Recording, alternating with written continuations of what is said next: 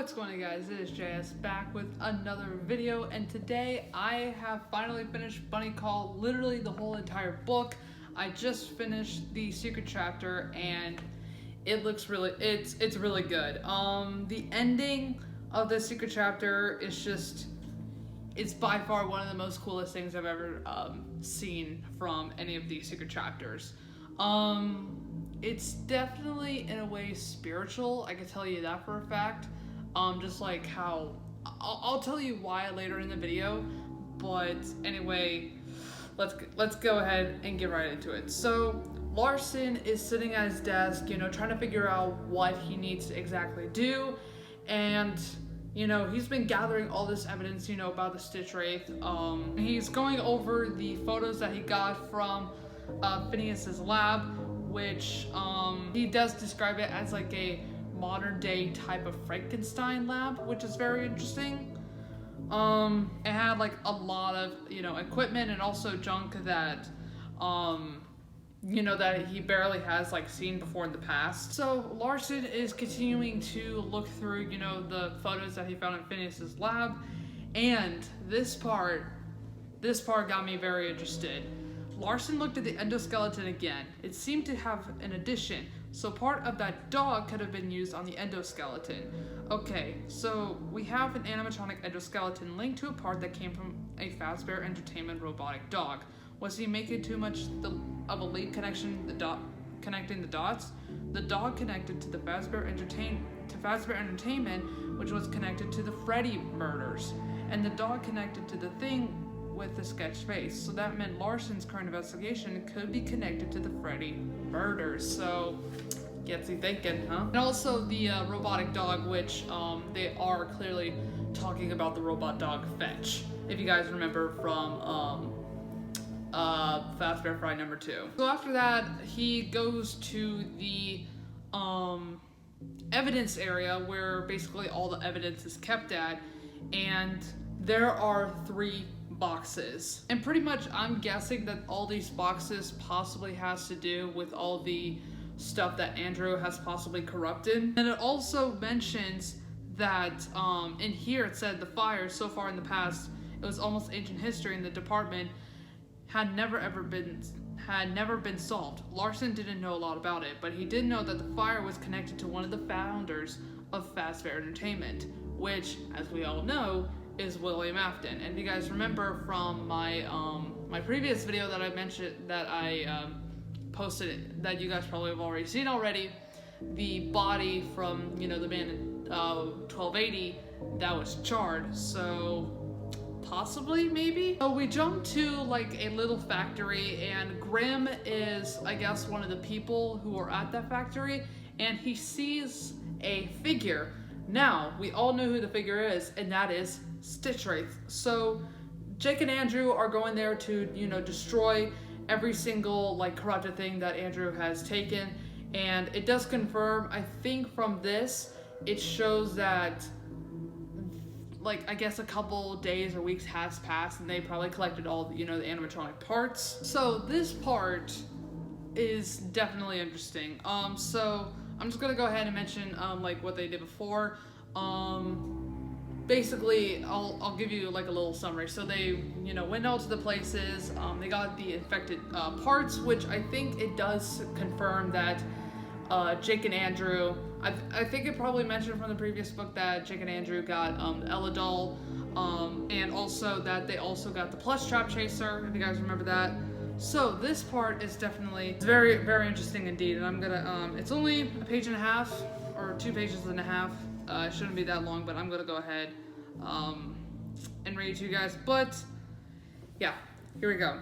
I don't think we need peanuts, don't you, Jake? A smiling man asked. A crowd cheered, and a different man called out, "Hot dogs, get your hot dogs here. Maybe a hot dog too," the smiling man said. Jake froze with an empty bag in his hand. Was that a memory? Did he just have a memory? He cocked his head. Since he had been in his metal endoskeleton, he hadn't had a sense of smell. But now he felt like he was inhaling the aromas of peanuts and hot dogs. He could also feel something new. His face, or the face of what he was in, suddenly felt warm, like he was outside in a bright sunlight instead of where he was, inside of a dingy factory, which is where they were. This had to be a memory, because for sure it wasn't happening right now. It felt like a memory, and the man in his memory had said his name. No, wait, it wasn't just a man. It was his dad. Jake had just experienced a memory of his dad. What are the flowers for? Andrew asked. Jake ignored him. He was concentrating. The memory. If that's what it was, he had felt really good. Jake wanted more of it. He closed his eyes and focused on the smells and the sounds and the sensations. Let's have both, Jake's dad said. He motioned and a man came over with a tray full of roasted peanuts in small bags. Jake felt himself settle into his little boy body. He looked out through the little boy's eyes, and he saw a big field of grass and a huge crowd of people. Jake, what about the flowers? Andrew asked. Jake didn't answer. Instead, he picked up a watering can he left underneath the shelf holding the flower pot. He walked over to water the flowers. At the same time, he returned to his memory. As Jake watched his dad exchange money for one of the bags from the trays, understanding came from him. For the first time since he became aware of the animatronic he was in now, he fully knew himself as he truly was. He was Jake, a little boy, and he was living an afternoon at a baseball game with his dad. It felt so real, and Jake began to feel as he was being sucked out of the thing he was in. He felt like he was a puff of smoke, and he was being borne by the air current away from the being that had contained him. He could feel himself being pulled into the memory itself, and he intuitively understood that he was enveloped in the memory. He could stay in that happy place forever. The crack of a bat resounded, and the crowd rose to its feet, cheering. Get your glove up, Jake, his dad shouted. Jake raised his baseball-gloved hand as he drifted even further from the animatronic he had been in. Jake, where are you going? Jake, Andrew shouted. Jake realized he could easily relax into this wonderful memory and allow the whole of who he was to be extracted from the animatronic that contained him in Andrew. He couldn't stop trying so hard. He could just have fun. Jake, Andrew called out, but Jake couldn't leave Andrew. His new friend had never known love, and if Jake left, Andrew would be lost forever. Jake couldn't let that happen. Jake looked hard at the piles of trash in the compactor. He forced the memory from his mind by putting his whole attention on what was in here now.